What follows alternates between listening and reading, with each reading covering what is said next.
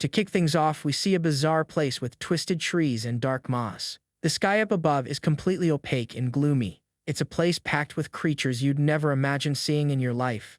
Almost getting eaten by one of those things, Jin lets out a curse. In the blink of an eye, the monster lunges forward to swallow him whole. Things get intense, and right then he thinks this might be the end. But it turns out the whole thing was just a really bizarre dream. Gasping for air, the kid remembers this has been going on for 12 years. That's 12 years feeling the pain of biting the dust every single night. Meanwhile, city life outside just keeps going on as usual. Without wasting time, he jots down the beast's weak spots in his notebook. Our MC gets up and claims he's already used to the pain of dying. Except staring at his messy room, he realizes the absolute worst part. For him, just trying to get some sleep became a brutal punishment.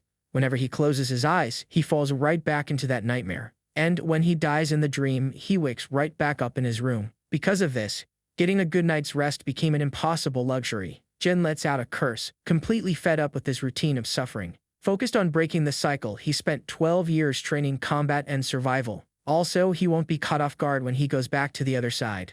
Thanks to all that effort, the kid actually started lasting longer over there. However, the second he actually wakes up, it just keeps going. His biggest struggle is still the hardcore insomnia. Then he remembers a doctor's advice to find a hobby and just relax.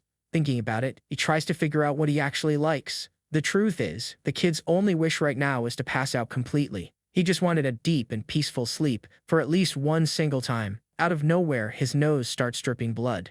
Right after that, the bleeding gets worse and his body hits the floor. Fading out slowly, his mind tries to process what was even happening. Just lying there, completely lifeless in his own blood. And then, his vision fades to black entirely. In the pitch black, he gets totally confused about what's going on. His entire body starts feeling incredibly light. Suddenly, all that heavy exhaustion just vanishes. Taking a deep breath, he feels a sense of real rest after 12 years.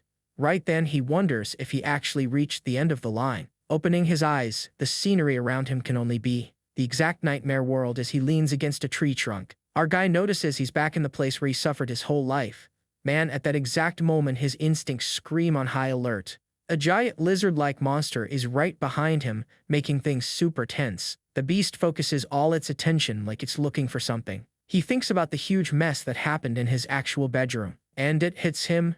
He probably kicked the bucket in real life. That's when things get serious because the rules of the game have completely changed. Getting up slowly, he realizes there's nowhere to run if he loses now. Without hesitating, he decides that this hellhole is his brand new home. Face to face, his mind is already mapping out a survival plan. Logic tells him to book it to a bright area that scares the beasts away. However, the kid just freezes in place.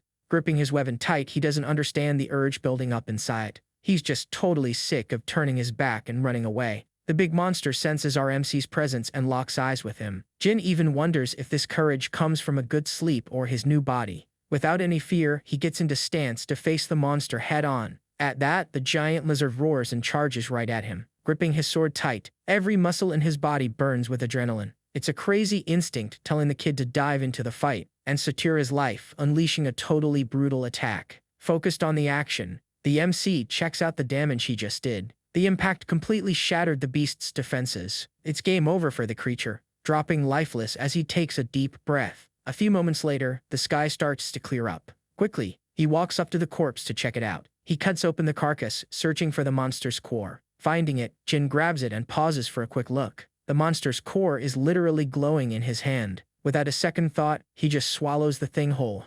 Swallowing the thing down, he scans the layout of the forest. With a dirty face, he swears he'll survive this nightmare by force. Walking away from there, he starts planning out his next move. His first goal is finding a safe zone to avoid any surprises. A little while later, he stops by a tree to catch his breath. The forest was super quiet, with just a light breeze blowing. Closing his eyes right there, he just takes in the whole vibe. Our MC ends up dozing off right on the spot. After waking up, it honestly feels like he slept like a king. 30 days have passed since he crossed over into this universe. During all this time, he just kept marching toward the bright areas. He even keeps it real, wanting to fight doesn't make him reckless. After all, messing with danger for no reason is just crazy. However, his blood always gets pumping right before a fight. Fights only happen out of necessity, and right now he's starving. Going on the attack, he doesn't miss his chance against a target on the way. Another good reason to fight is absorbing the essences of these creatures. With zero mercy, he chews up the core of yet another prey. This bizarre little snack actually transfers the defeated target's powers. Eating these stones made adapting to the wild way easier. But there's one more super important detail in the middle of all this. Looking at his dog tag, he realizes he's a third-class mercenary. The craziest part is being able to read the engraved language perfectly. Holding a crafted artifact like this in his own hands confirms a massive suspicion in our MC's head. There's civilization in this world. Further ahead, a flash catches his eye on the trail. Someone forged that, proving civilization exists here. Stopping in his tracks, the scene catches him completely off guard. Right up ahead, there's a nasty trap set up in the dirt. Jin realizes right away that this is human engineering, and the natural conclusion of all this is contact with other people is about to happen real soon. He dashes straight toward the flash of light, and stepping out of the dark woods, he comes face to face with a cabin. Totally in shock, the kid can barely believe his eyes. Without messing around, he knocks right on the door. He yells to see if anyone is there, and since nobody answers, he just walks in. Inside, an old book is just resting on the table. Jin grabs the thing and carefully checks out the cover. Reading the title, he blurts out, "Chronicles of the Demon Row?" That catches the kid completely off guard. After all, the entire history and the rules of the place are right there in those pages. It hits him that he really needs this journal to survive. Right then, the wooden door gives a loud creak. A hooded guy shows up, asking who he is. With a crossbow aimed right at him, the guy threatens to shoot if he doesn't answer. Deep down, the MC is glad to see someone but thinks he got mixed up. Raising his hands, he explains he just entered the isolated cabin out of curiosity. Except the old man is rude, telling him to beat it because they have nothing to talk about. Jin peacefully agrees, faking that he's about to leave. Before walking away, he places his hand right on the cover. With zero shame, he asks to borrow the thing and even offers to pay for it. The old guy stares right back and hits him with, "And what if I say no?" The truth is, the kid needs that manual so he doesn't bite the dust in this world. With his hand glued to his sword, the decision is pretty much made. He's gonna have to act like a real-deal robber. Both of them get into a combat stance, locking eyes. Readying the crossbow, the tension is hanging by a thread. Even without knowing the old man's strength, the kid is sure he won't lose here. Silence takes over the room for a few 10 seconds. Soon the hunter breaks the ice with a slight smirk. Admitting that no thief asks to read, the old guy introduces himself as Hector. Jin notices the dust has settled and drops his own name, Kim Waijin. To make things easier, our MC asks to just be called by his nickname. The host warns that the book stays there, but lets the kid read it in the cabin. But of course there's a price. He demands help with the chores in exchange for the favor. Just like that, our kid gets a temporary roof over his head. He spends the night right there, settling into the place. He notices the owner is grumpy, but has a good heart, and offers him some grub. Man, the emotion hits hard seeing a warm bowl of soup after so long. Tasting the food, he even thinks the old man is an angel. The old guy was getting ready to head out when our MC asks where he's going. Hector answers that he's on a revenge mission against a terrible beast. Seeing a strong dude like that sweating cold leaves our kid a bit uneasy. The target is definitely tough, and he just watches the old man leave. All alone in the house, he dives face first into reading the chronicles. The book explains that the whole mess started up in the Northern Empire, all because of a greedy king who opened a portal to another world. Rumor has it that this rift hid the truth of the universe and an insane power, but that's where the end of the world truly began. From inside it, a whole horde of monstrous beasts leaked out. 9 years was all it took for the northern region to become a demonic paradise. Trying to survive, humanity formed the Order Alliance and built giant walls. Closing the book, the kid's brain is just buzzing with information. He figures out that the knowledge in there is pure gold. However, logic kicks in. The further away from the darkness, the weaker the creatures get. Outside, Hector is running like a madman to the trees, heading back home. Jin has no idea about the dangerous hellhole he stumbled into at the start. Completely out of breath, the hunter slows his pace, totally exhausted. That's when things get serious. A whole pack of wolves surrounds the old man. Sweating cold, he raises his weapon, trembling with tension. With the giant beast getting closer and closer, ready to rip his head right off. In a quick moment, he turns around fast and gets into stance to attack, instantly shooting a rain of arrows in every single direction. With the monster leading, the pack just tanks the arrows like it's absolutely nothing. Hector lets out a curse, seeing his attack didn't even leave a scratch. In the blink of an eye, he starts running back toward the cabin. Hearing the loud noise, our MC steps out of the cabin, already holding his sword.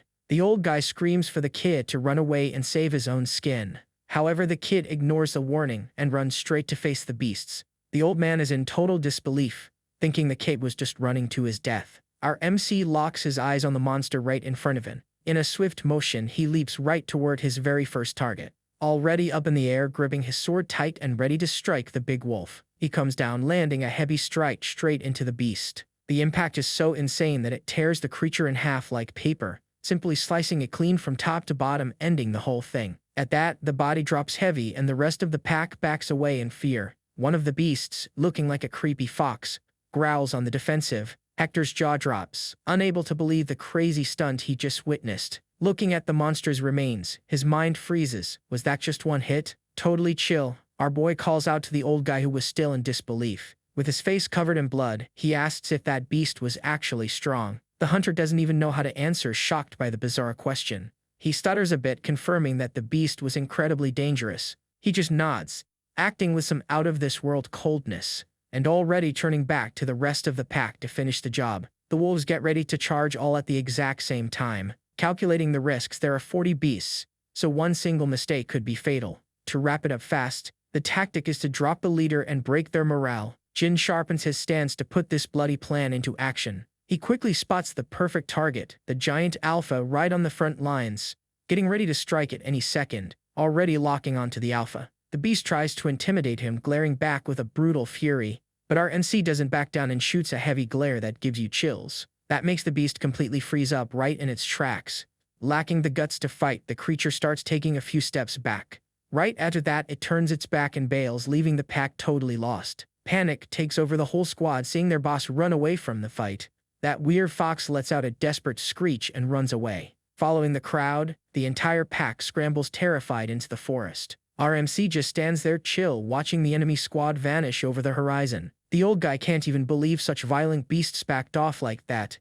The MC lets out a smile, thinking the pack leader is actually pretty smart. At least the beast had the good sense to run instead of becoming barbecue. A few hours later, night falls over the cabin. Hector mentions that the bounty for that monster reaches 40 gold coins. Clueless about value, the kid asks if that's a lot of cash, and the old guy nods. This leaves him shocked. After all, the beast was super easy to take down, but then his mind works fast, calculating the profits of the whole situation. With a smile on his face, the realization hits him in a wonderful way. If cash gets tight, he can just hunt more of these weak creatures and get rich. This way, surviving in this place is going to be a piece of cake. Outside, the hunter gathered all the useful remains of the beast. He hands over the pelt, some jerky, a few silver coins, and a local map.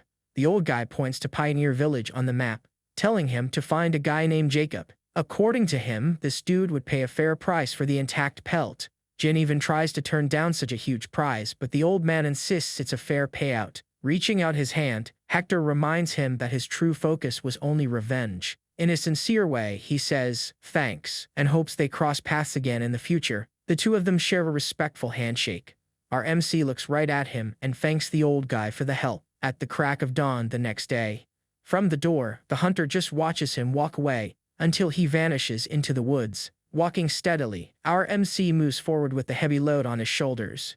From the door, the hunter just watches his silhouette fade into the woods. A little while later, a feeling of being watched sets off his alarm. That weird fox was tracking him from the top of a rock. The big guy is also prowling nearby, growling and calculating his every step. Ignoring the escort, Jin finally reaches the famous Pioneer Village. Right off the bat, he checks out the wooden structure at the entrance. He soon spots that the place is pretty busy under the suspicious watch of a guard. Walking through the streets, the kid feels the heavy stares of the locals sizing him up. The crowd glares at the outsider with pure suspicion. At first he thinks it's xenophobia, but he notices the overall tense vibe. And it makes sense, after all, humans can be way more cruel than mindless beasts. With the map in hand, his destination leads him to a noisy tavern. The inside is buzzing with mercenaries drinking and laughing. Trying to keep a low profile, he watches the people talking at a table. Walking up to the counter, the bartender stares at him asking if he wanted a drink. He politely declines and immediately asks about this Jacob guy. Right at that moment, some crazy dude sitting right next to him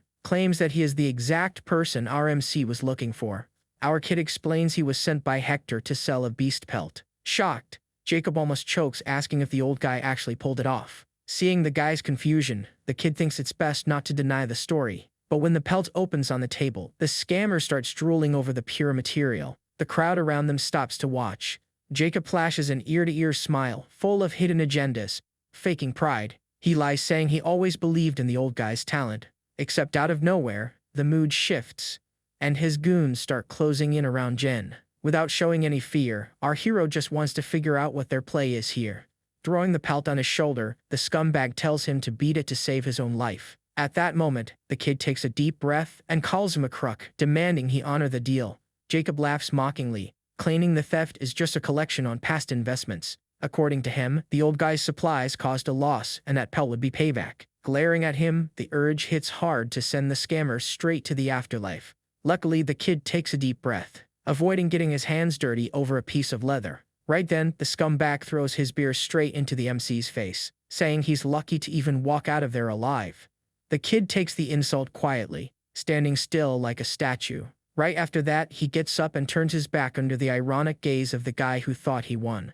Before leaving, he drops the little silver pouch on the floor, leaving everyone confused. Grabbing the cash, Jacob even praises the guy's supposed cowardice and obedience. Out of nowhere, a loud crash breaks the mood and the thug turns around. And that turns the tables, as Jin returns to the door holding a solid wooden log. With a steady voice, he grabs the attention of the whole gang, making the warning crystal clear. If you want to betray someone, you gotta rip their head clean off. The lead goon laughs out loud, changing his mind about that rookie's intelligence. Annoyed by the disrespect, he orders his lackeys to crush the kid. A huge brute leaps right at him. In Jin's mind, wiping out trash like them doesn't weigh on his conscience at all. With a swift motion, he deflects the goon's sword. The attacker loses his balance, amazed by the ridiculous speed. With a killer look, the kid reads every single movement in the room, moving like lightning. Jin makes the mercenaries look like statues in slow motion. Moving way too fast, one of the mercenaries tries to hit him with an axe. He dodges, and the impact completely shatters the tavern floor. At that, the MC launches a solid kick at a table thrown in the corner. Like a missile, the wooden defense tears through the tavern air. Desperate, the target can't even react before taking the massive hit. Hit right on the money, the goon hits the floor. Planting his feet, the kid raises his blade and delivers the final blow. With his face covered in dirt, he glares at the fuse still standing. Jacob starts shaking, not understanding how he picked a fight with a monster like that. It's crazy someone that strong went unnoticed. But right now, his focus is just getting out of there. Interrupting his thoughts, Jin slices up some fool who tried to jump him. Right after, he dodges an attack coming his way. He strikes the goon with serious force, while swinging his sword on the offensive. He slices the poor guy right in half. An intimidating and victorious glare shines over the defeated. Without a single scratch, the coldness on his face doesn't vanish for a second. Seeing the damage, one survivor collapses on the floor, begging to flee. The few cowards try to run away from there no matter what. They jump through the window with glass shards flying everywhere. One of the guys trips over his own desperation from the insane impact. Staring at the dust, he gets totally lost in all the confusion. A massive red wolf appears in the gap, causing absolute panic in the village. Terrified, the poor guy tries to drag himself far away. However, the beast walks right past, ignoring the human trash in its way. Our kid also stops, thinking that visit is super weird, remembering he saw that exact same beast run away scared. With that, the kid stares at the beast and waits to see what its next move will be. The beast just freezes in place, staring back at him in dead silence. With an intimidating glare, the MC asks if the monster also came here to get wrecked, except the animal completely shrinks down, terrified by that absurd pressure. Right after that, the giant drops to the floor, whining just like a puppy. It even rolls over on its belly, wagging its tail, all docile and submissive. Swaying from side to side, the creature steps right between the kid and the goons. Everyone there watches the scene, totally lost by this bizarre behavior. Even Jin finds it super weird that the beast is acting like a needy stray dog. Staring at the big monster, it finally dawns on the main guy, and the tension spikes when the kid points his finger straight at the mercenaries. Without messing around, he drops a single sharp command: attack. The beast goes crazy with joy at the command, and leaps with everything it has right at the gang. The poor guy screams in despair while taking an absolutely brutal beatdown. The creature tears the mercenary apart, killing him on the spot. Watching from the front row, the kid was finding all of this amazing. Meanwhile, Jacob shakes with fear, seeing his men get shredded by the beast. The monster does not stop and finishes off another goon, thrown right on the floor. With no way out, the dealer looks at the MC, trying to find an escape route. Aiming at the MC, he underestimates the kid and cooks up a dirty plan in his mind. The scammer drops to his knees, begging, swearing loyalty to try and fool the guy. But deep down, the idea was just to escape and pay back this humiliation way worse later. That is when things get serious. Jin's sword stabs the ground right next to his face. Totally panicking, the guy's eyes widen, seeing the end of his crew right beside him. With the steel millimeters from his face, the coward stutters, calling the kid, "Sir." Jin looks down at him with pure disgust and curses the dude out. Giving a threatening smile, he asks who the punk thinks he is fooling. That scene reminds him of his old boss, who also kept begging for mercy. Back in the day, the manager gave the same lame excuse to avoid paying his salary, since the kid was innocent. He ended up buying that garbage talk about a crisis. The problem is the slacking only grew and the delay went from weeks to months. On another day asking for the cash, the boss barely cared and only wanted to play golf. Running out of patience, the boss turned his face and even insulted our boy. He was treated like trash for not understanding the supposed hard times of the company. With that, the bad memory of that time speaks louder, and he pulls a blade from the floor, turning his back to Jacob.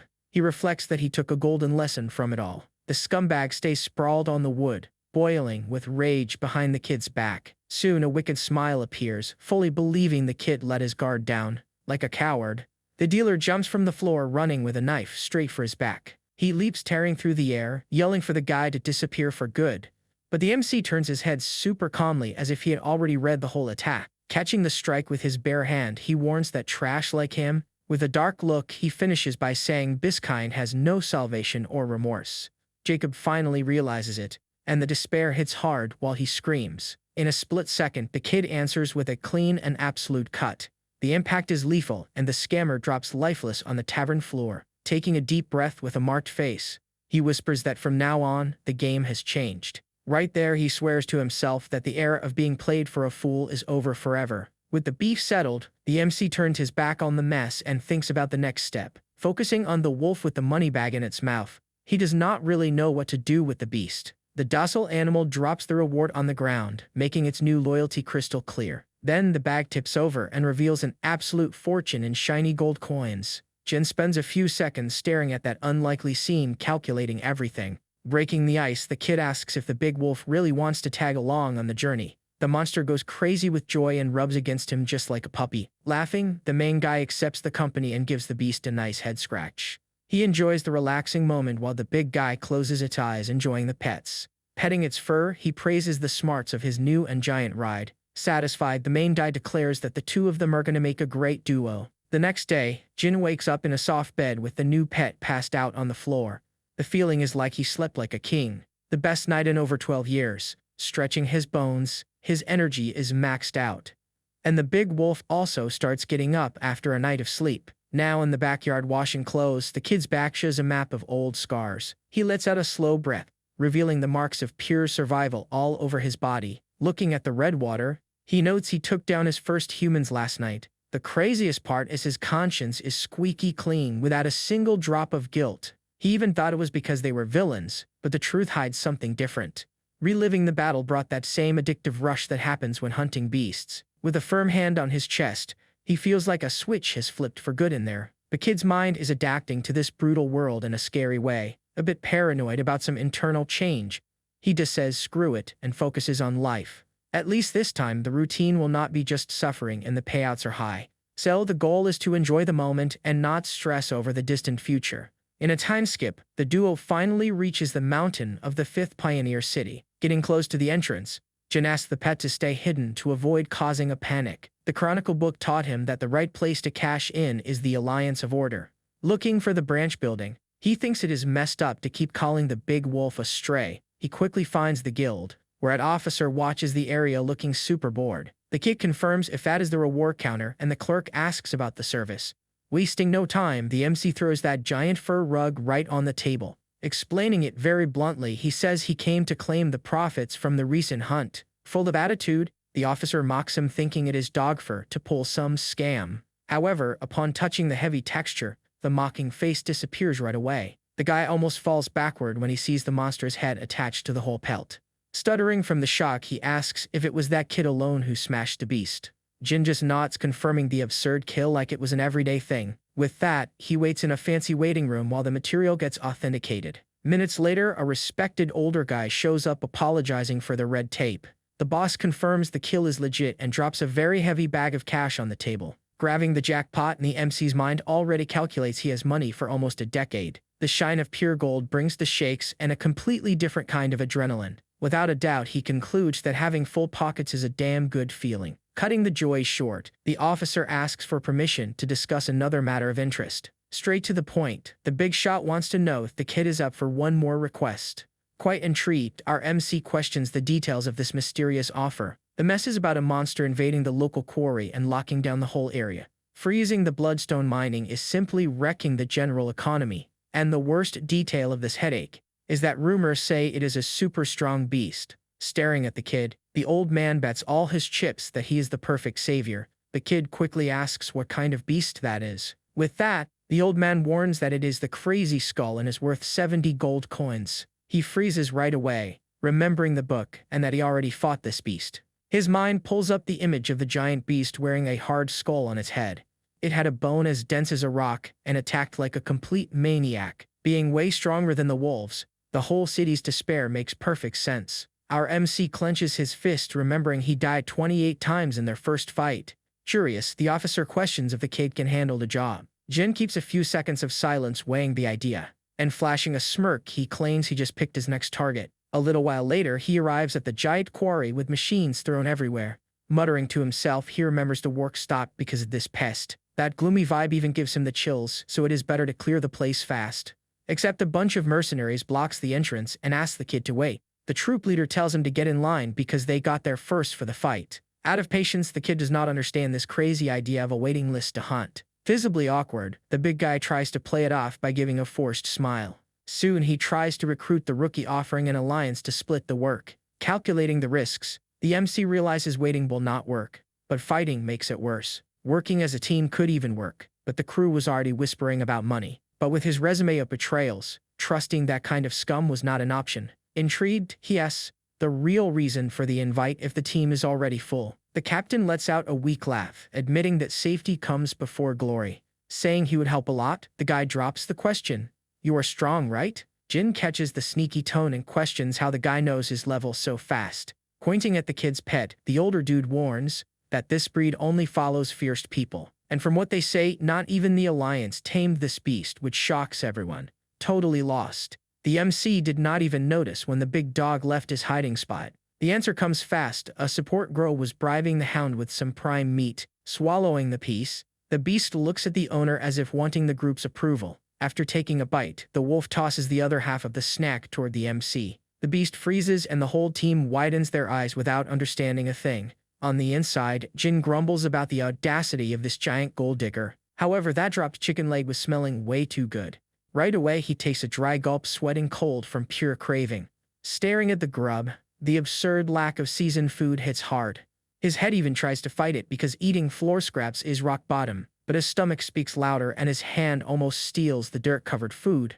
Noticing the scene, the mercenary girl holds out a fresh plate asking if he wants it. The kid freezes in place, caught super off guard by the kindness. Right there, the girl gains the status of an angel who came down to earth just to save him. Moving forward in the mine, the crew uses some hanging light stones to clear the route. The whole squad, with our MC in the middle, heads down into the darkness of the quarry. Man, in that moment, the flavor of the chicken destroys the dry beast meat from before. Walking beside him, the girl realizes that nobody has given their own name yet. The big guy says he is Captain Jonathan, from the Black Marlin, and the girl is Claire.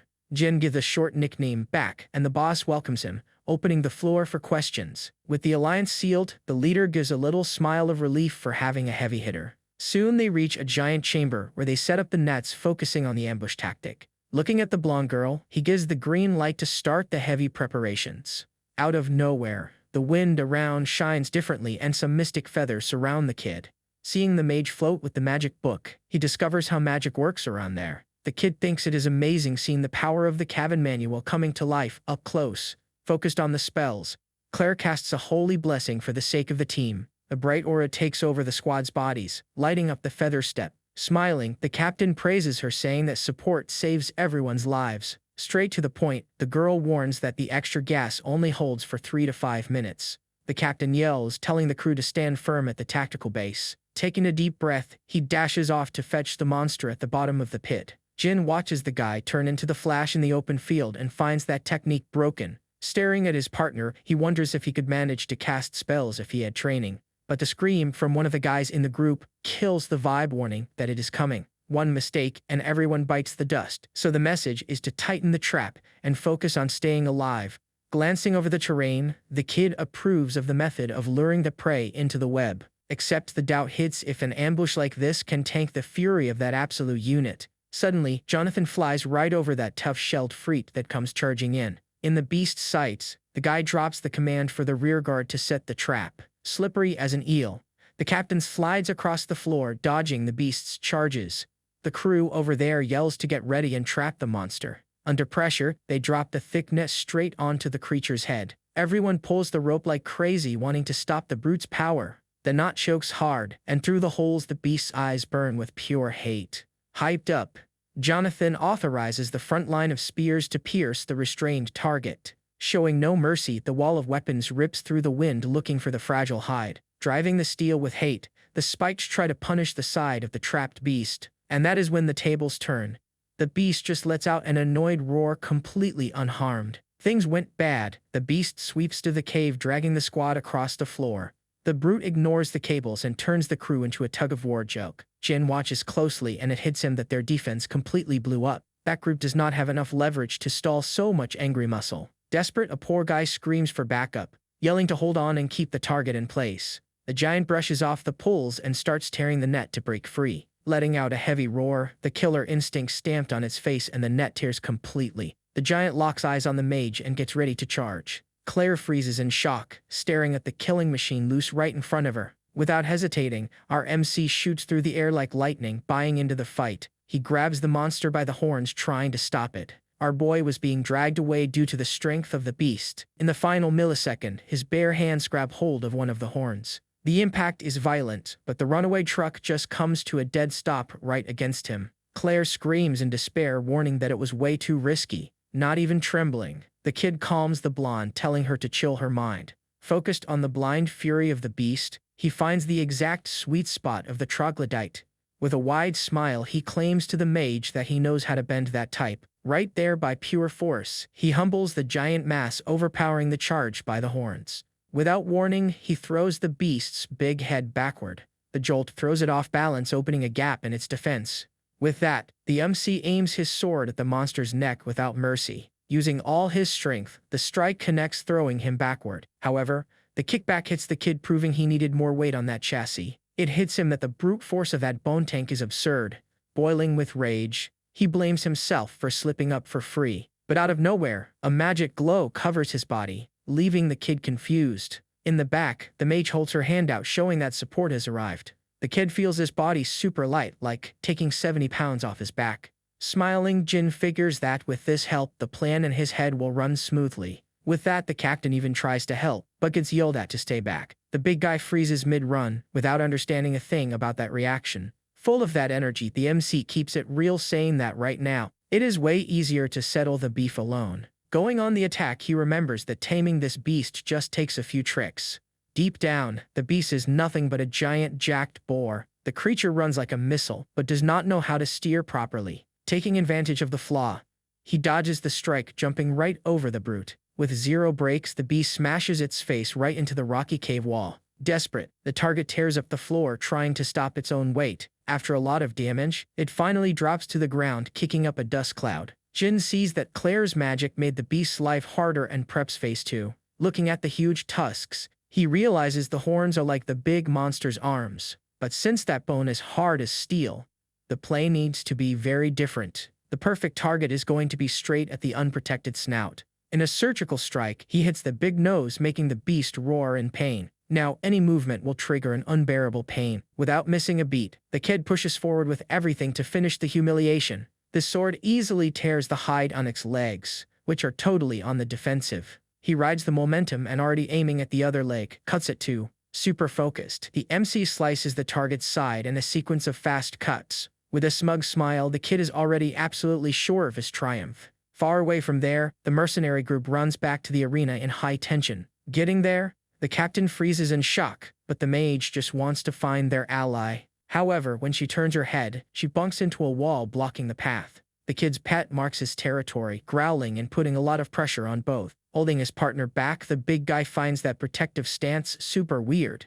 In her mind, the giant beast is forbidding anyone from interrupting the duel. Soon Jin emerges from the dark mine, and the big dog clears the way instantly. Claire runs over relieved, asking about the beast, while he hides his hunger for cores. Man, at that moment he drops that the threat is gone, leaving them totally lost. Pointing at the ground, he jokes that there is only a pile of pork left for dinner. The two drop their jaws, not believing a hunter soloed the monster like that. Suddenly, the giant pet seems to sniff something out. The beast soon starts growling while the group leader is left completely clueless. And would you look at that? Another bone tank emerges from the tunnel. Huffing heavily, the creature shoots the crew a look of pure fury. The old man yells the warning of one more enemy and orders everyone into position. But the support girl pulls the guy and asks him to look a little closer. Pointing into the darkness, she notices tiny shadows behind the huge beast. Two little bone-faced pigs peek from behind their mom, making a cute noise. The giant female lets out a low roar, making it clear she wants no beef. Completely still, the MC and his pet just watch the scene play out. With that, the mom turns her back and starts guiding the cubs to the mine exit. The whole team just stands there watching the bizarre family take off. Jaw dropped, the boss cannot even believe they bailed without a fight. The blonde assumes the cave was their nest and even feels a little bad for them, sighing in relief. The kid is cool with them leaving in pure peace. A few hours later, the crew is already partying in the 5th Pioneer City. The hangout spot is a packed tavern and perfect for downing some mugs. Raising his glass, the captain toasts to the successful job and everyone's survival. Full of joy, he announces the best time of the night, the treasure split. The mercenaries cheer, thirsty for the cash that just hit their pockets. Jin and Claire look at the bags, and the mage finds the gold amount way above normal. Laughing, the old man confesses he pulled a fast one to squeeze out more silver. The excuse was that having 2 monsters and cubs drastically raised the risk level. Super proud, he tells them he pulled 110 shiny coins for the group. The kid raises an eyebrow, remembering they did not even hit the mom and still profited. Letting out a chuckle, the sneaky guy admits there was a slight exaggeration at the guild.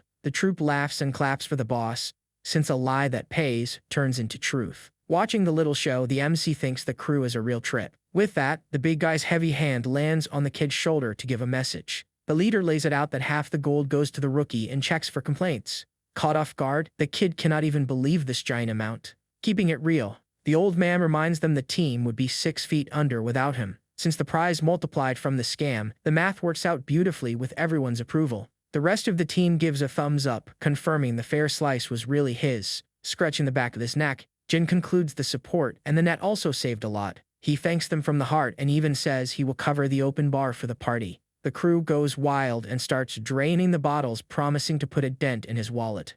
Out of nowhere, a drinking contest starts, which looks like it will last all night. In the middle of the mess, the MC finds it weird seeing the blonde sneaking out the door, asking where she is headed.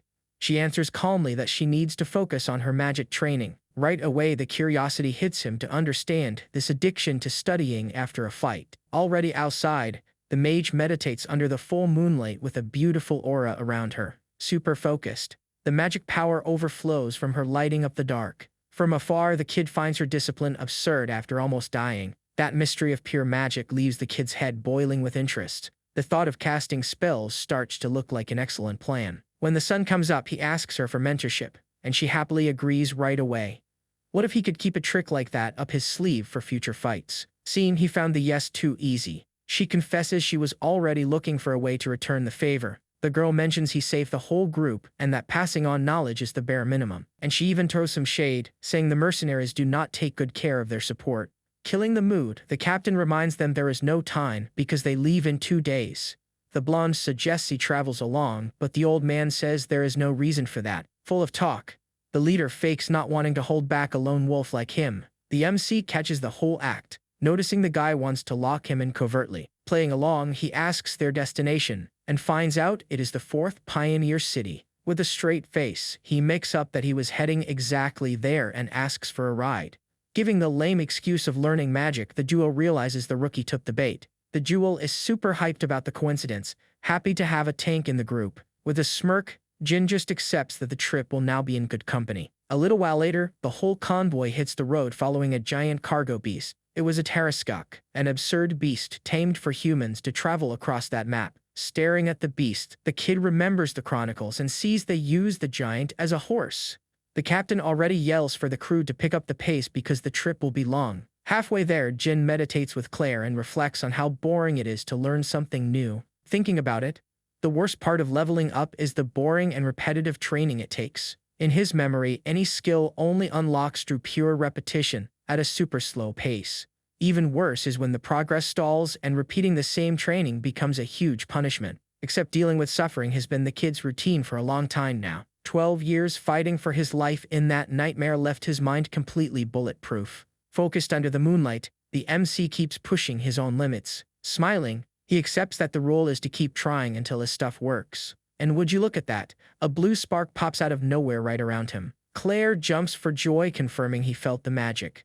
And he figures it must be the so-called mana. It took 10 days just to make it click, proving that this stuff is really complicated. The blonde jokes that he was kind of slow but praises him because many do not even get there. Without losing momentum, she pulls some flasks from her backpack to start the next step. This super weird blue liquid goes into a small bowl.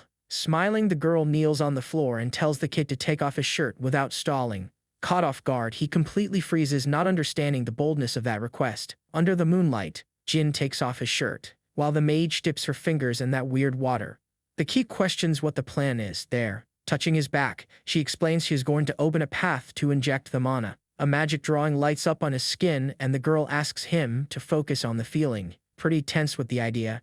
The kid just nods his head. Right away, the energy starts invading his body through the mark. That surreal force takes over everything, leaving him completely speechless from shock. The feeling of power and adrenaline beats anything in his entire life. Deep down, he senses something thicker than his own blood flowing. The mage checks if it all went well, and he guarantees the current is running wild in there. Confirming the success, she lists the 3 basic steps to learn how to cast. First is feeling it, second is storing it in the body, and finally actually using the power. Since he already cleared phase 1, the 2 skip straight to storing the energy. The blonde tells him to hold his breath and create an empty space near his heart. Dripping with sweat, the MC closes his eyes, seeking absolute control of his body. Soon she releases the heavy load of pure magic flying straight into his back. The mystic symbol boils, pulling everything inside the kid at an insane pace. Man, at this moment a gruesome vision of a bug-style monster invades his mind. This bizarre creature starts shaking as if it were suffering in pain, shrinking its sharp arms. The beast screams in agony in a tense nightmare. The beast's eyes lock onto a way worse threat right there in front of it. Out of nowhere, the focus shifts to a pair of bloodthirsty eyes loaded with evil. Outside his mind, Claire feels a rotten presence killing the vibe and finds it all weird. A hidden force throws the girl backward, cutting the connection right away. Terrified, she sees her own essence being forcefully stolen by the mark on his back. In total panic, she screams that the kid is draining all her life non-stop. In a brief moment, the big wolf racks its tail around the mage's waist and pulls her. Out of pure instinct, the big wolf jumps in and moves the mage far from danger. She can hardly believe the giant monster came to the rescue. The guard dog takes an aggressive stance, setting up a barrier against the MC. Crying from the scare, the blonde understands the creature felt the heavy threat and acted. Soon Jin's voice breaks the silence, calling for her with his sanity back. Worried about the fall, the kid gets up wanting to know if she got hurt. Still shaking, the mage concludes she bumped into her partner's gruesome mental world. This phenomenon happens when a guy's soul and history take shape in an isolated space. Deep down, the look of this universe fully reflects the life the person has lived. The mystery is how such a dark nightmare ended up inside that kid's head. Without beating around the bush, she gets up in his face, demanding the raw truth. Staring at the kid, the support drops the bomb. Did he swallow a monster core? Totally lost in the scolding, Jin repeats the word without getting the weight of the situation. After she explains about the beast cores, he casually admits he eats them all the time. The girl freaks out and shakes him, demanding the exact amount of this bizarre snack. Scratching his head, he confesses he has been swallowing them for about 10 years in the thousands. Chilling, he just asks what the crisis is, getting an insane scream in response. She lays the truth on the table, warning that any human doing this madness, the destiny is either kicking the bucket on the spot or turning into a corrupted freak. Hearing the warning, the kid is shocked and his heavy vibe takes over the room. That cursed world is ruled by a thick energy called karma. When creatures suck up this dirt, they gain completely sick powers. Basically, the monster's core is the pure juice of this concentrated cursed magic. On the trip back, the support's mind cannot shut off from the absurdity she just saw. A bug stays in her ear, bringing back memories of a dark priest. Back in the day, many crazy cultists treated karma-filled monsters like angels. This cult did heavy rituals, sacrificing people and eating the crystals like maniacs. Comparing the stories, the kid's absurd diet matches that legend perfectly. In her head, the terror of traveling next to a shadow follower pops up. However, logic speaks louder, since a villain would never admit their secrets like that. The problem is the kid's attitude is still way too weird for her. After all, who in their right mind would think it is cool to swallow a raw gutstone? Keeping her eyes on the MC, the girl keeps racking her brain to crack the mystery. He is a bizarre box of surprises that just copied the lifestyle of the other beasts. Running to his side, she declares the joke is over and he needs to go on a diet. Secretly, he doubts the lecture, since he is sitting right there buff and alive as can be. But remembering the pleasure of crushing goons, a bitter doubt arises deep in his soul. The cruel question remains, is all that coldness the karma messing with his head? Promising to watch his menu, the answer is a nice earpull from the mage. The blonde warns that besides death, too much karma will completely block spells. Shocked about the magic block, he gets scolded for caring more about that than his life. Sighing, she calms the guy down, revealing the problem is only for creating pure spells. To his relief, the famous bodily mana arts should still work just fine. Totally in the dark, the MC repeats the term, wanting to understand the difference. After a few days, the convoy reaches the fourth pioneer city packed with giant buildings. Right in the center of the place, there is an army of mercenaries focused on a glowing pillar. Seeing the crowd, he finds it weird, but the support warns the mission there is out of the curve.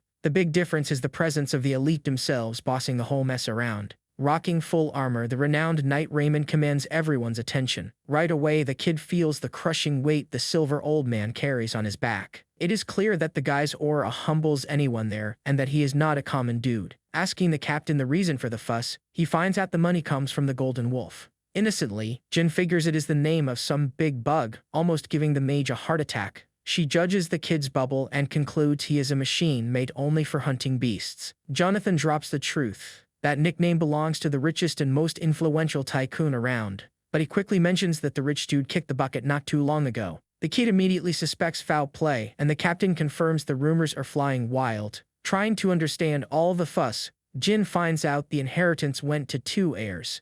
Now the crew's big mission is to escort all that heavy cash to a safe zone. To move that much wealth around, it makes total sense to gather an army of guards. A loud voice cuts through the hall calling the Black Marlin to step into the circle. Jonathan gets super hyped, pulling the rookie by the arm, leaving him totally lost in the situation. Then the old man introduces the kid as the team's trump card who crushed giant beasts. Soon the crowd around whispers, doubting the nice guy look of the new recruit. He finds the bizarre nickname weird, but the captain asks for patience and to trust the plan. Facing them, the holy big shot shoots a heavy glare in complete silence. Breaking the ice, he sets the prize at 100 gold and warns they leave at sunrise.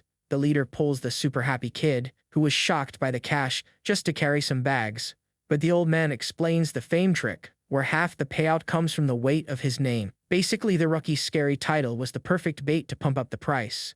With a smile, the leader says the crew calls him that for smashing beast skulls. Hearing that, the kid thinks the guys have awful taste for coming up with war names. At the end of the day, the troop cheers for the money and he totally accepts his brawler rep. The strategy now is to use all that clout to try and learn the rare mana arts. Hours later, things get wild at the camp with a fighting tournament going down. 2 meatheads trade punches in the arena while the crowd goes wild cheering. Without any mercy, one of the fighters lands an elbow right in his sparring partner's face. Claire asks if he is really going to fight there, and the kid brings up the officer's techniques. He wants to put on a great show to catch the elite's attention and steal their secret. After all, the journal said that this holy class is totally obsessed with powerful warriors. So earning the respect of these guys could score him some really good training. Stretching his body to step into the ring, he is super confident that winning will be a total breeze. The stage is perfect to crush anyone and hook the top boss's interest. Right out of the gate, the first guy charges like a mad bull at the chill rookie. But our MC just slides to the side, dodging the strike easily, without breaking a sweat.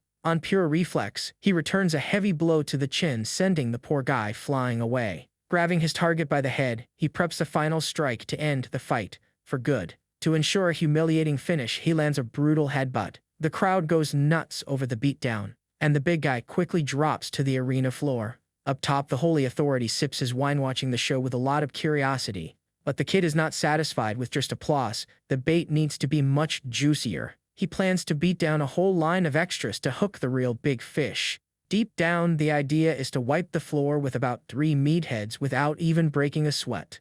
That way, the big shot will have no choice but to look into where this kid came from. The genius plan moves forward thinking that after taking down a mountain of easy mercenaries, the natural talent bait will definitely make the military leader act exactly like he predicted. And wouldn't you know it, the knight quickly sends his own student to test the rookie's strength. Rex stomps over, insulted that he has to step off his pedestal and crush a lowly mercenary. This was exact what the kid was waiting for to get his hands on the real prize of the night. Without hesitating, he crosses his arms and turns down the fight to start negotiating for the magic. The holy people's jaw drops at such heavy audacity coming from some random guy. In the middle of the night courtyard, you could only hear the screams of excitement. Claire widens her blue eyes, thinking the kid completely lost whatever sanity he had left. Even the captain looks like he saw a ghost and cannot understand the rookie's absurd stupidity. The whole crowd goes dead silent, waiting for the sky to fall on them after such a direct insult.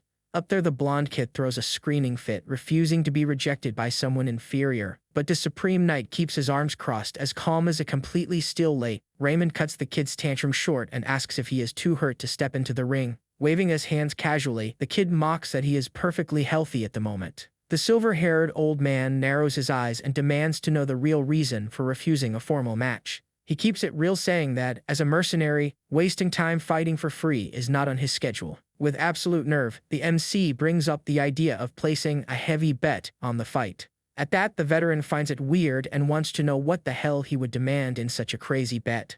Holding up his magic bag packed with gold, he says he might lack a name but has plenty of heavy cash. The golden shine of the pure coins lights up the tent, making the negotiation vibe super heavy. Completely in disbelief, the crowd treats the kid like a madman for messing with the elite like that. Rex grinds his teeth, almost foaming with hate over having his honor compared to dirty gold. The spoiled brat takes a step forward, growling that he rejects any charity from the trash. But the master's brilliant mind tells his student to shut his mouth and throws a counterpunch. Instead of material goods, the old guy demands an agreement waiving all liability for any injuries. Raymond wants to smash this cocky kid's face without worrying about paying hospital bills the next day.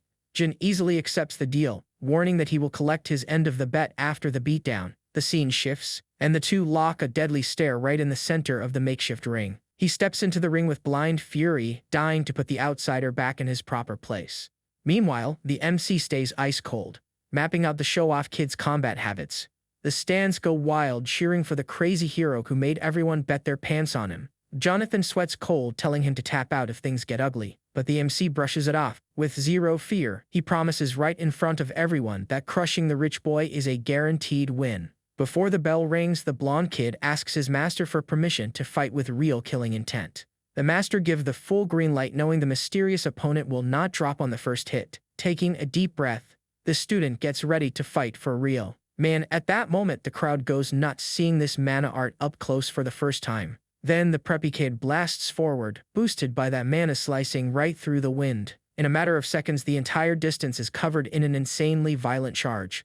Jin notices right away that the kid's speed would easily crush any thug around there. The heavy fist comes buzzing in hot and focused, aiming to rip his head completely off. Reading the lethal force of the strike, the kid realizes that getting hit right now means a one-way trip to the coffin. That only ramps up his greed to snatch that precious physical magic technique for his own arsenal. But using his usual monstrous reflexes, he pulls his chin out of the collision zone at the very last second. Without even blinking, his opponent throws a second heavy energy punch non-stop. Trying to block it, the kid's arms feel the heavy beating, getting pushed back by the sheer impact. With a busted lip, the rich boy mocks him, acting like he is trying to remember if his name was really Jin. Super arrogant, he warns that some wild beast should fear the holy strength of the elite. Jonathan gulps hard, seeing the golden steamroller, already hurting over the gold they bet. The support girl squeezes her hands, sweating cold with despair, watching her ally take a passive beating. From afar, the Supreme Master silently watches the match,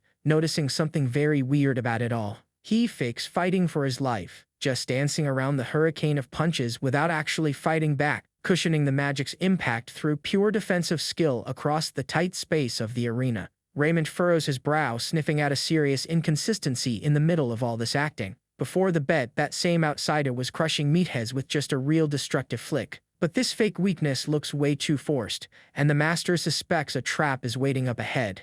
Ignoring the mind games, the apprentice roars out, blinded by the hunger to put this win on his record. A punch of pure aura. The brat pulls power even from his soul to deliver the final checkmate. That bizarre move tears through the glowing air, ready to completely pulverize his defenseless opponent. And that is when the tables turn.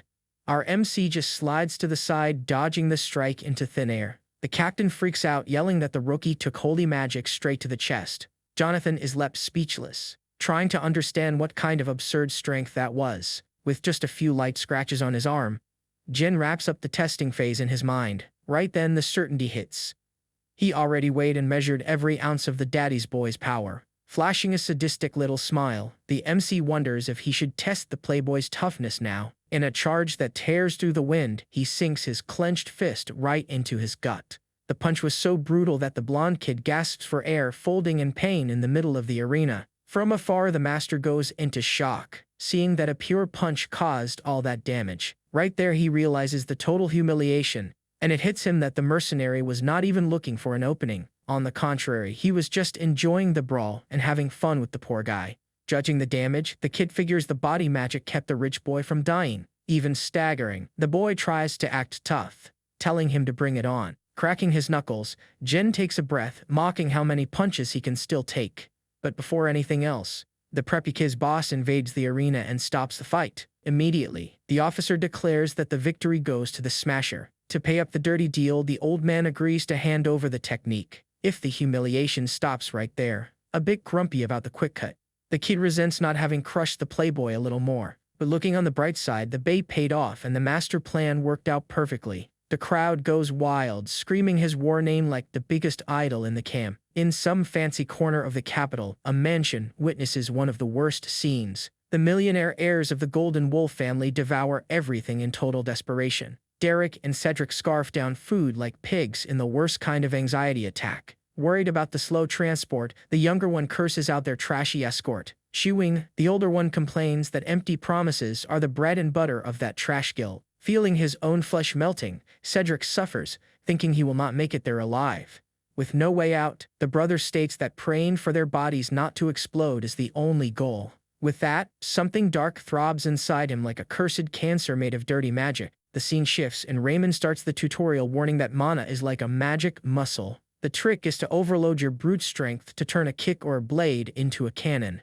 At first there is no mystery, but mastering it turns a beginner into a living bulldozer. The guy keeps it real, saying that even a noob move, if done right, splits the sea and cracks asphalt. Putting on a show, he brings the sword down, making the pressure shatter the ground and rip out roots. Holding the pose, the blade shines while the dust settles and chills take over the camp. Kissing up to his master, the apprentice claps at the show, calling him a living legend. As a massive fanboy, he does not stop praising the guy until he gets a sharp tell to shut up. Quiet but obedient, he nods and tells the master not to lose focus on the training. Seeing that heavy light, Jin remembers that the giant wolf shines in a similar way. That puts a bug in his ear and he realizes that stuff was way too advanced of a power. Except the doubt hits if that general could not also tear a mountain apart with a pure punch without it. Interrupting the daydream, the old man demands full attention on the explanation and the kid obeys. He starts explaining that during a heavy flex, the veins pop under the skin. That exact millisecond of max pressure is the chance to trap the wind of the mana.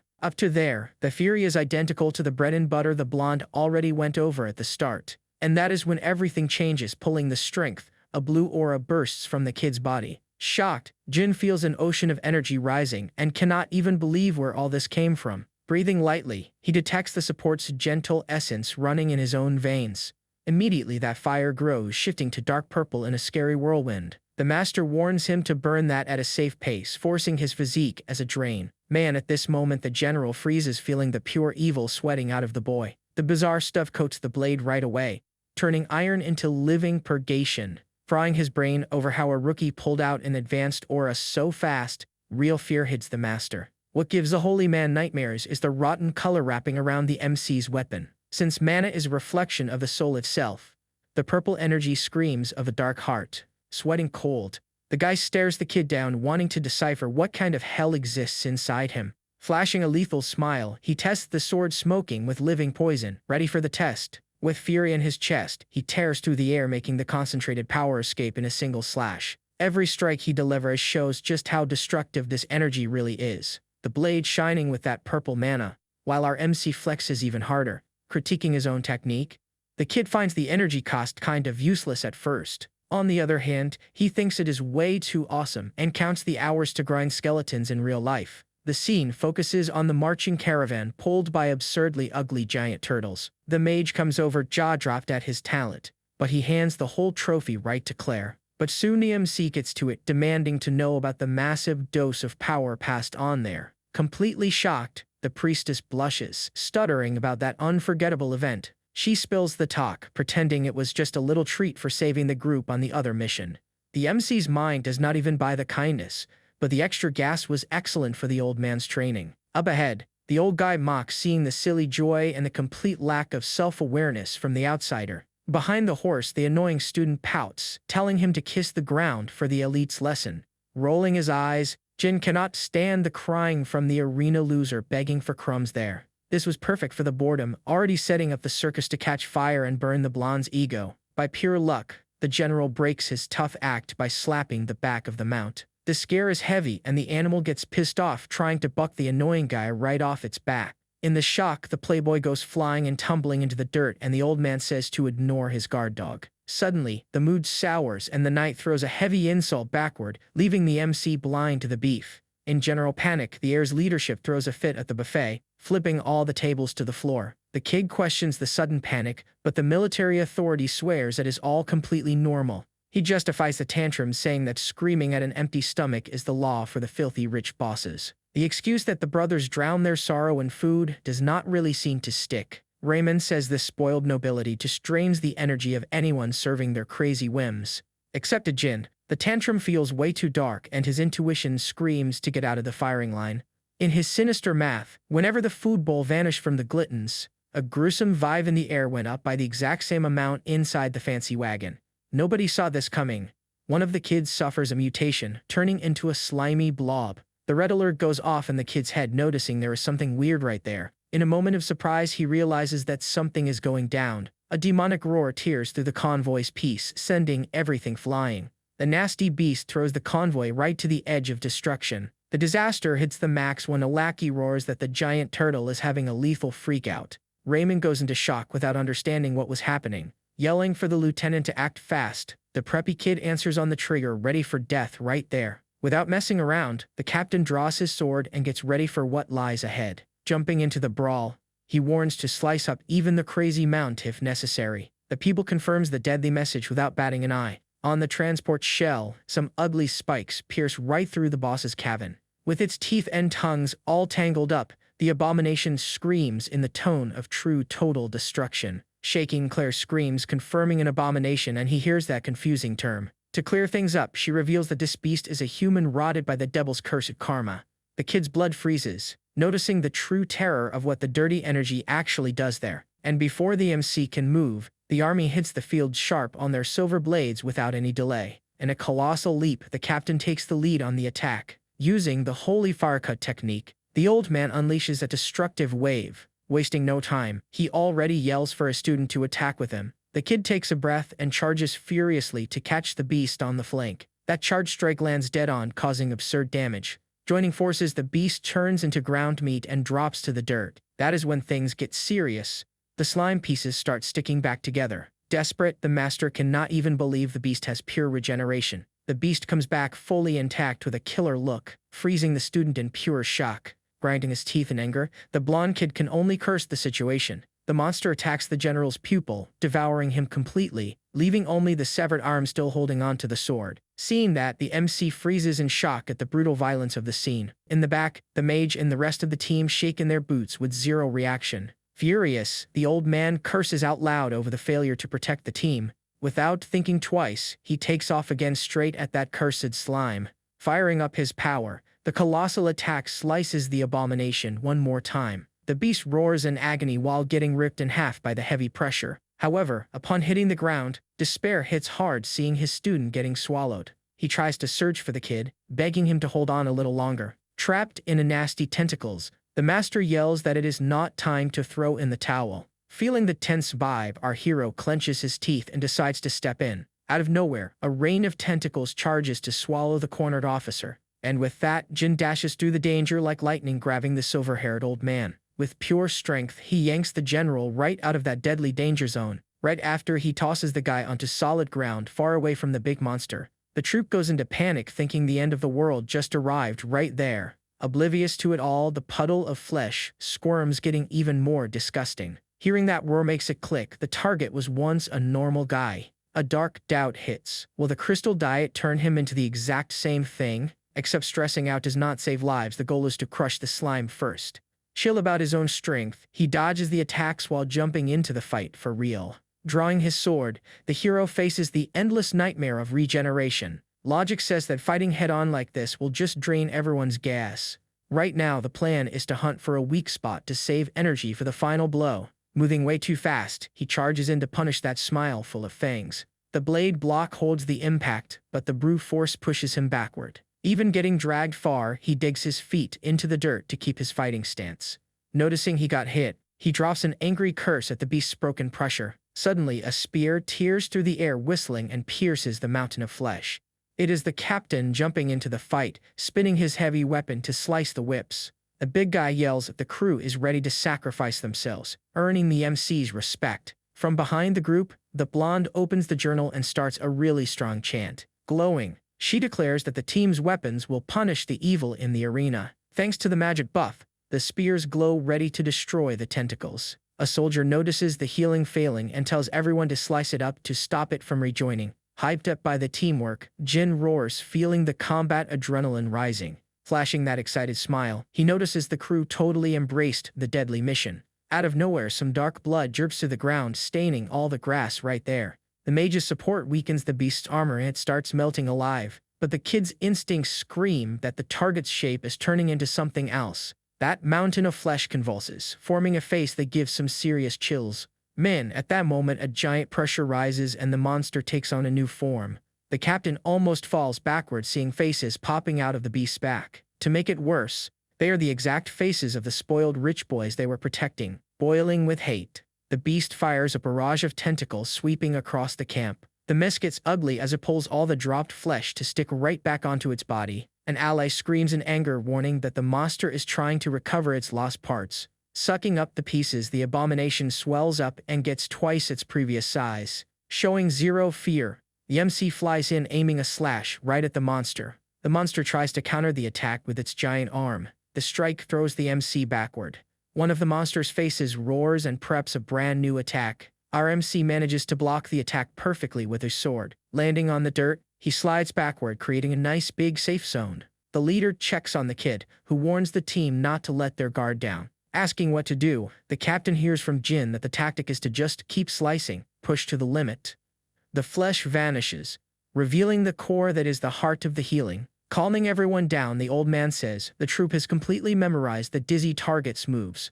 With that confident smile back on, the kid approves of the clear arena. It becomes crystal clear that nobody will judge the kid for using mana arts without holding back now. Bathing his steel in a nasty purple, he blasts off, announcing that the party has started. The heavy blade shreds the beast's loose tentacles in an absolutely unreadable combo. Going into total fury, the kid slices up the target's body at an absurd speed. In despair, the abomination screams while the MC orders everyone to stop its healing. Taking heavy damage to the face, the creature's eyes cannot even track the brutal beatdown. Under this rain of rapid slashes, nothing is left intact on its twisted face. The grand finale tears the creature's mouth from side to side, shutting it up for good. With the target completely defenseless, he raises his sword one more time, aiming right for the core. His cold stare declares the absolute end, guaranteeing everyone that the war is finally over. Going all out, he crushes the core and the nightmare slips away, turning into purple dust. Further back, the captain and the troop gasp for air, almost passing out from raw exhaustion. The support girl and the battered general sigh in relief after dodging the worst kind of death. The core split in two, drops to the ground as the leftovers of this whole demonic mess. Those blue crystals roll across the grass, slowly losing their cursed glow. Finally, the whole squad lets out a massive victory cheer. Jin turns to the troop, raising his hand, praising the crew's blind bravery. Except the peace is super short-lived and he glares, scanning the edges of the woods. Walking in silence, He crouches right next to the mysterious essences dropped on the dirt. Right then, a goon comes yelling with absolute joy that the arrogant pupil made it out alive. Hidden deep in the dark forest, a veiled spy watches the camp's celebration. Frustrated by the failure, she curses the genetic flaws of the rich guy's pathetic sons. Holding back tears of rage, the villain refuses to accept the trash those test subjects turned into. But the morning ends super fast, seeing the outsiders scoop up the pure energy from the ground. The kid pockets more of the crystals, putting a huge bug in her ear.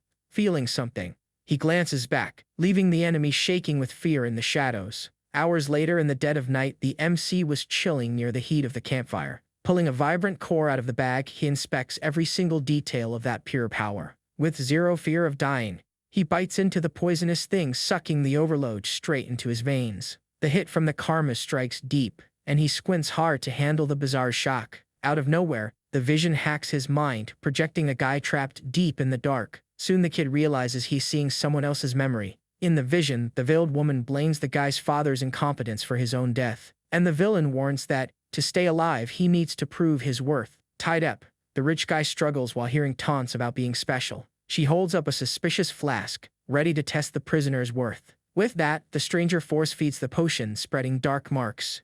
The scream of pain echoes while his body changes. Back in the real world, Jin grits his teeth, feeling the hit to his mind. Brutal nausea attacks the kid's stomach right away. He runs off to get away from the camp. There is no avoiding it. The MC ends up throwing up everything in the bushes.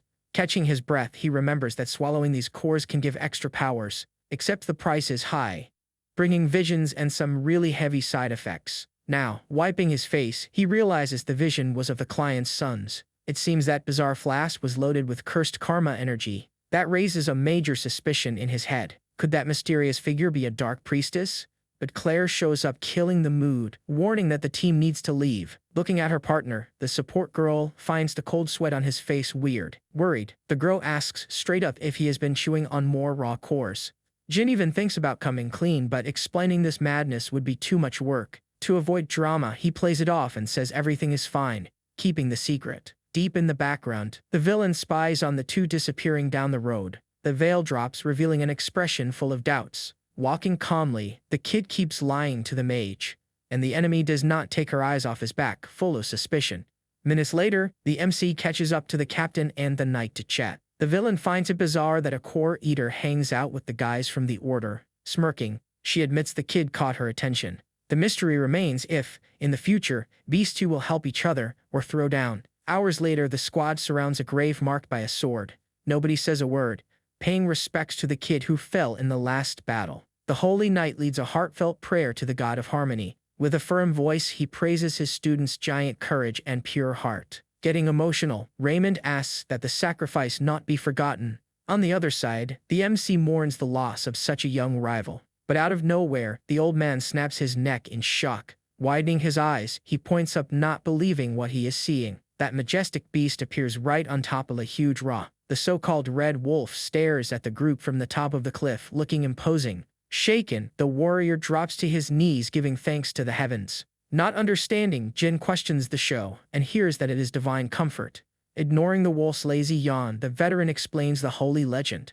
For the order, this beast's visit is the very embrace of the morning god. Except a kid cuts the delusion short by calling the beast a stray dog, frustrating the old man. Jin snaps his fingers right then and calls the pet bluntly to prove the truth. Using his intimidating glare, he orders the beast to get down from there right away.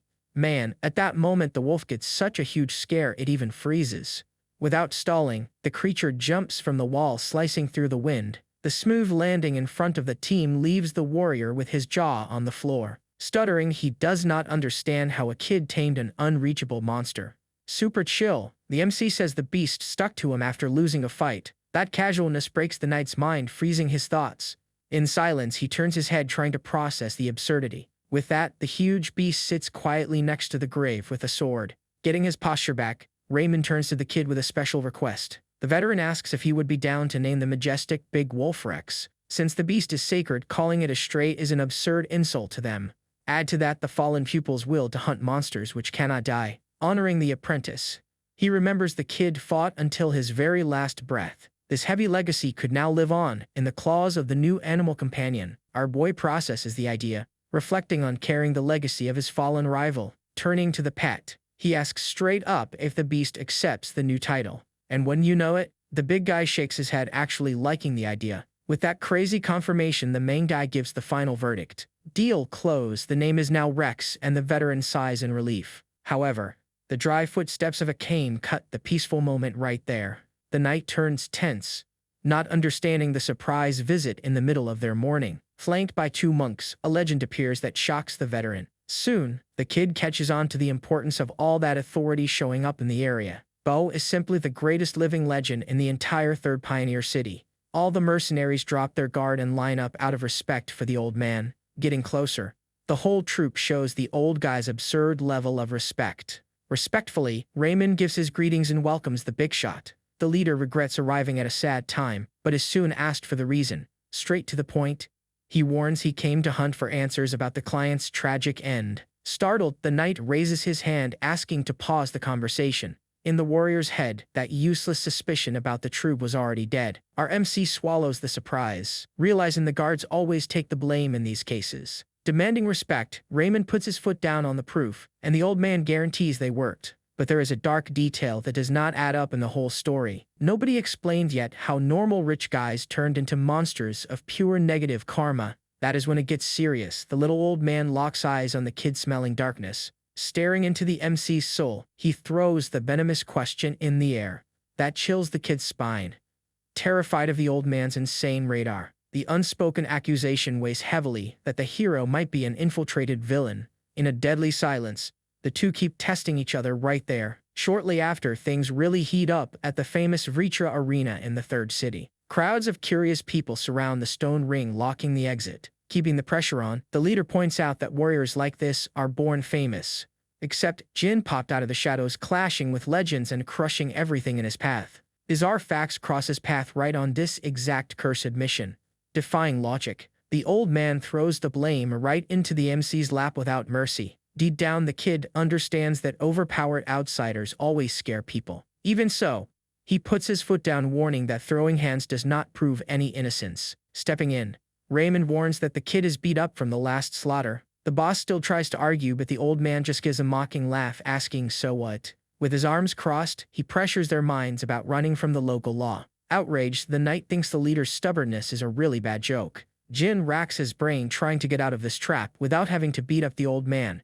To make it worse, beating up an old man would look super bad. Reading the kid's mind, the old guy asks if his age is the problem, and exuding an absurd power, the veteran warns that he needs no pity. Way too fast, the old guy charges in with monstrous strength. He makes sure to remind him that the title of Elder was earned through brute force, with no crying. The kid can barely keep up with the insane speed of the attack. Showing no mercy, the master readies a heavy strike. That brutal impact hits the MC dead on. Groaning in pain, Jin feels the blow break his defense. The punch throws him like a ragdoll straight into the campfire. Desperate, Raymond yells that these monks are overpowered fighters. Right there on the ground, he hears that the old guy is the top of the food chain. Laughing out loud, the leader taunts the knight for defending the outsider. The mocking tone warns that this jealousy might make him hit even harder. In a single leap, the monk closes in once more, ready to attack. Another pressure-loaded punch comes in hot to crush the kid. Except the hero dodges to the side, making the monk hit the wall. That leaves the master stunned, shocked by his raw toughness. On the inside, the MC curses the pain in the same cut opened by the monster. But something bizarre steals his attention right away. Magically, the fatal wounds vanished, leaving no scar behind. That brutal wound from the previous fight is totally gone. Besides that, the fresh damage from the old man's punches is closing up on its own. Right then, it hits him that the cursed core granted him full regeneration. A huge sneaky smile flashes across the kid's face. Calling it a prize, he charges and yelling and turning the tables on the old guy. Bo praises the beat-up fighter's absolute drive. He definitely had the will to keep breaking everything right there. However, the fun is over, since the kid's strength was already tested. Pointing to the side, the old man orders the interrogation to move forward. The master announces he is going to use his mystic third eye. Immediately, a sinister mark lights up on the cloth covering the old man's face. Throwing out some deep talk, he says he blinded himself to see the soul. This absolute vision pierces straight into the target's true essence. Inside his mind, the old man tries to read the kid's aura, searching for the truth. And that is when things get serious. The place is infested with macabre stares. Deep down, an invisible command sends the beasts running. Inside that mental world, the old man stumbles backward, getting his boots wet. The leader turns pale with fear, shaking from head to toe. Completely terrified, he stutters to himself. Nobody expected the MC's head to be such a bizarre abyss. With that, a sharp pain hits the master's chest. Worried, a follower warns that the boss's energy is gone. Sweating buckets, Bao confesses he never witnessed such a scary mind. Despite the fear, the aura's stability proves Chen is not allied with the darkness. The silence ends when the hero calls out to the little old man. Humbled, the leader bows, asking for forgiveness for the extreme test. Right behind him, a silhouette appears, breaking the tense mood. RMC turns around, trying to figure out who is approaching. Halite, the little outsider, bows, greeting the duo. She says her name is Cindy, being the heir to the late rich guy. Minutes later, the crew keeps hitting the trail through the forest, and on the way, Bo lets it slip that these monsters are already routine there. The girl backs it up, saying the woods and the city became targets of the rot. For a second, Jin wonders if the threat is even real. Interrupting the daydream, the heir signals the end of the trail. Man, at this moment the kid freezes, seeing a bizarre giant crystal. That huge stone is a rift, spitting bad energy everywhere. Surrounding the object, the monks pray, begging for a cleansing of the area. They pray non-stop, waiting for the miracle. The guards try throwing holy water on the thing without success. Except all this effort is completely useless against the crystal's power. Watching the chaos, Jin realizes that cleaning up this mess is an impossible mission. By his logic, the poison should be weak there, which the girl confirms. So if the plague is invading their backyard, the true size of the trouble becomes clear to the duo. Cindy lays her cards on the table, blaming a mysterious mastermind. In the kid's head, the culprit can only be some shadow fanatic. Terrified, the client states that the third city is about to fall. Bao joins the chorus, warning that the apocalypse is knocking at the door. Nobody doubts that the entire walls are going to turn into dust. Because of that, the squad swept the region until they sniffed out the evil rat's den. Prepping the strike, the final offer comes to light. The invite to raid the base in 2 weeks involves an absurd amount of money. Finally, everything makes sense for the monster killer. Side by side, the two most VIP clients in the world are begging for his help. This is no ordinary cheap escort mission. Hiding his joy, he realizes his fame finally paid off. Hours later, under the cloudy sky, the little mage runs toward the MC, breathing a sigh of relief. Worried, she warns that the punishment for treason is extreme pain until the end. That chills the kid's soul, imagining the stake. But his friend points to the horizon, cutting his fear short. Staring at the destination, the MC's jaw drops straight to the floor. The gates of Yurgis cut through the sky like indestructible fortresses. Nothing compares to the safety paradise that stands right there. Fascinated, he dreams of buying a house and all that luxury. Getting back on track, the kid nudges the holy knight. The veteran's glare cuts like a knife, asking for silence. With a deep voice, he orders a stop for everyone to take a breather. Almost immediately, the guards collapse from pure exhaustion. Curious, Jonathan leans in, asking if the legend is heading to the third city. Whining, the captain complains about the hero's sudden goodbye. Jin also liked their partnership and wants to know the mercenaries' plan. In chorus, the slick guys guarantee the night will be fueled by lots of booze. Wishing them luck, the kid turns his head, focusing on the blonde mage. She complains about having to hunt for a job again to pay the bills, and the escort payout barely scratched the price of the Dream Magic Tower. Confused by the news, Jin shoots back a question, wanting to know what place that is. She confesses that despite the mage title, her powers are pretty basic, but ambition hit hard, and now she really wants to master elite spells. Deep down, all her focus is on saving cash to pay for her studies. Jin gets right away that the place is like a college and thinks it is cool. Scratching his chin, he stops and analyzes the whole situation in silence. The support girl finds it weird, trying to guess what is on his mind. With that, and nobody saw this coming, he tosses a bag of gold at her. He calmly tells her that the money will fund her magic tower dream. This move leaves the girl totally panicked, trying to give it all back right away. Jonathan cuts the drama, reminding her the life debt already pays for the gift. The captain flashes a huge smile, leaving the blonde girl even more shaken up. Confused, the young girl does not really know if she can accept all this cash. Giving no room to refuse, the kid pushes the money right against her chest. Flashing a friendly smile, he promises that their paths are going to cross again. Claire goes completely speechless right away, with her face totally burning up. Completely frozen, she just manages to hold back her emotions in silence. However, in a quick impulse, her hand grabs tightly onto her friend's cape. She thanks him from the bottom of her soul and swears to pay back every coin. With pure gratitude in her eyes, the young girl seals the promise right there. The hero listens totally chill, just enjoying his travel partner's good energy. He waves at the crew, telling everyone to take care and stay out of trouble. Jonathan gives a final goodbye while holding up his friend who is still on cloud 9. Soon the Slayer turns his back and goes his own way in total peace.